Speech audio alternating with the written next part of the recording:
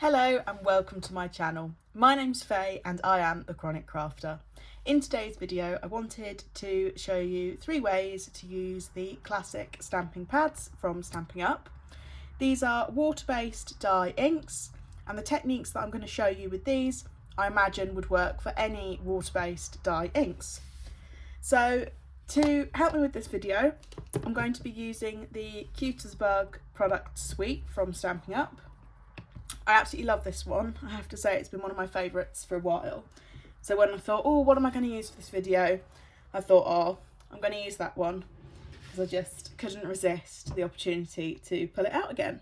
So first thing to understand potentially is the difference between dye ink and pigment ink. So all of the Classic Stampin' Pads, all of the ink from Stampin' Up is water-based dye inks.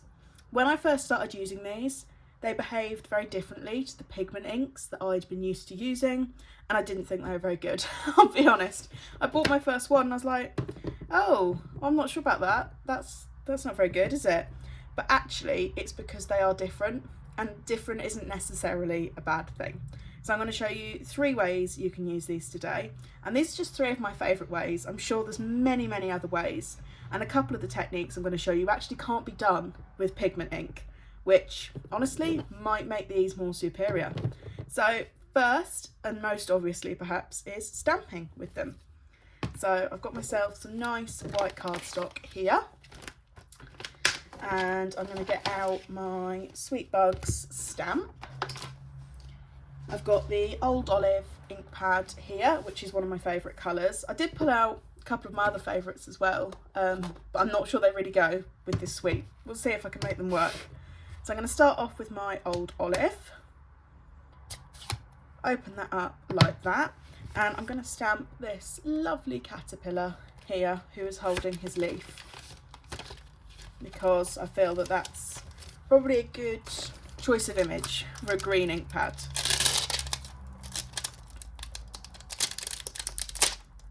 So I've got him there, and this is stamping block D, which I think he fits on quite nicely.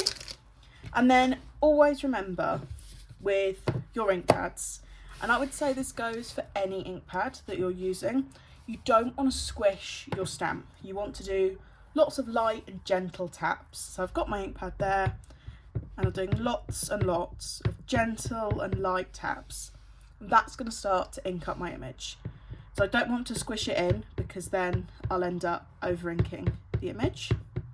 So lots of light taps, and then I'm going to use the corner of the paper here, pop him down like that. Now I like to hold my stamp in place for a couple of seconds. I don't think you need to do this, I think that's one of those personal preference things, but I like to hold it in place for a couple of seconds, and there we have ourselves a perfect caterpillar. In terms of colouring that in, you could use pencils. Personally I love using alcohol markers for that, so I'll be using those. What you cannot do when you've stamped with these inks is watercolour colouring, because they are water based. If I was to use water on this now, my image would start to distort, but really nice crisp clear image. So that takes me on to the second technique that I'm going to show you, and that is actually how to use these as watercolours. So I didn't discover this until quite recently, and it's a bit of a shame really, because there's definitely loads of ways that I would have used this. So the first thing that I would need to do is stamp my image. I need to make sure that I'm stamping with either a pigment ink or something like a Versamark ink pad, anything that's set up for use with watercolour, but I cannot stamp with the Classic Stampin' Pad. So I have a pigment ink pad here, which I'm going to use. Unfortunately it is a grey one, but I'm sure it'll be okay to show you for this video. Now this isn't watercolour cardstock. This technique will always work best if you've got some watercolour cardstock, but for the purpose of this video, just to give you an idea of what you can do, I will use this ordinary cardstock. I do want to try and cut these out later, which is why I'm trying to make them nice.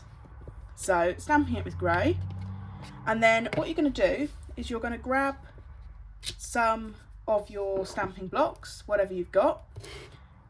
Here are mine lined up at the side of my desk currently because I didn't want to waste any of the ink. So you're going to grab your clear acrylic block and you're going to push it directly into your Classic stamp pad. That's going to look something a little bit like this. I've then got a water painter. I've dabbed on some water and swished it around a little bit and it's given me the ink. And honestly, just a little bit of the ink on the acrylic block and you get an awful lot of colour. So I've added some water back onto that and that will bring it back to life for me. So the more ink pads you have, the more ink blocks, stamping blocks you have for this, obviously the more that you can kind of leave to the side, but it actually doesn't use that much ink, so I don't think it's that much of an issue if you wipe it off. Now I do use old acrylic blocks for this. I do want to say I've never had a situation where they've stained, but please don't use your newest one, just in case there was to be some staining.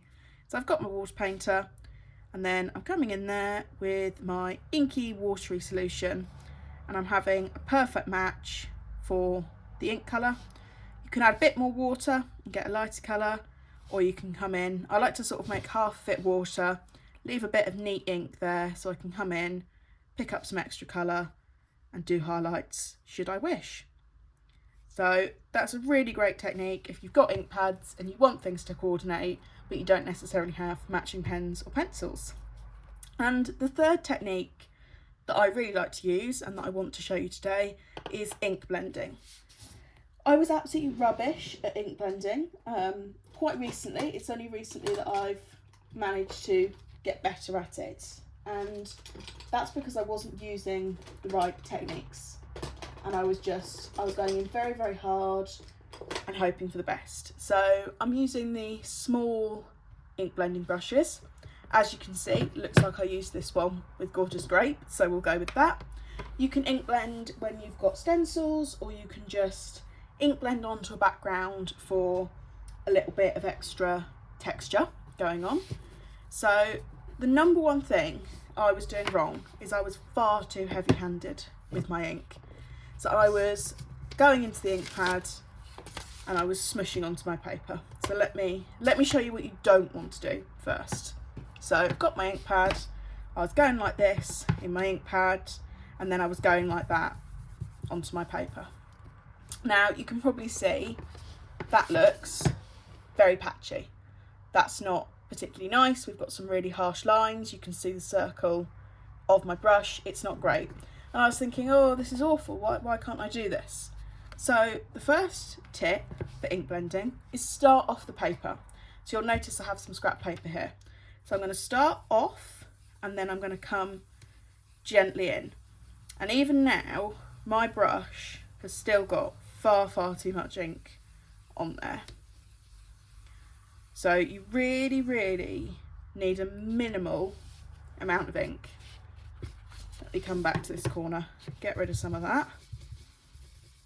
So rather than squash my brush in, I'm going to just ever so gently tap it, and I'm hardly any pressure at all. Start off the paper and I'm using circular motions to very gently apply the ink to the paper. And by doing this, I'm going to get a much smoother finish than I would do if I just made a heavy ink deposit on my brush and smushed it straight down. Now obviously this is much paler. I'm hoping you can see the differences there on camera. It's much paler, but we can always add more ink. What we can't do is take ink away. So in this technique, you're going to go slow and steady, very little pressure, and you can build up the ink as you go. So a little bit of ink, come in from off the paper, circular motions, very gentle, and start to build up the colour. So hopefully you can see how much more delicate that is, rather than lots and lots of ink, very harsh circles, and no matter how much I try, I'm not going to be able to blend that out. So there we go. One stamp pad, one ink pad. I know I've used two, but one ink pad if you were using it for your colour, and 3 different techniques: using it to stamp, using it for watercolour, and using it for ink blending. So I really hope you've enjoyed this quick video, and I hope that it's given you some inspiration on what you can do. If you have enjoyed it, I'd really like it if you would like this video and if you consider subscribing to my channel. Thank you so much for watching. Bye!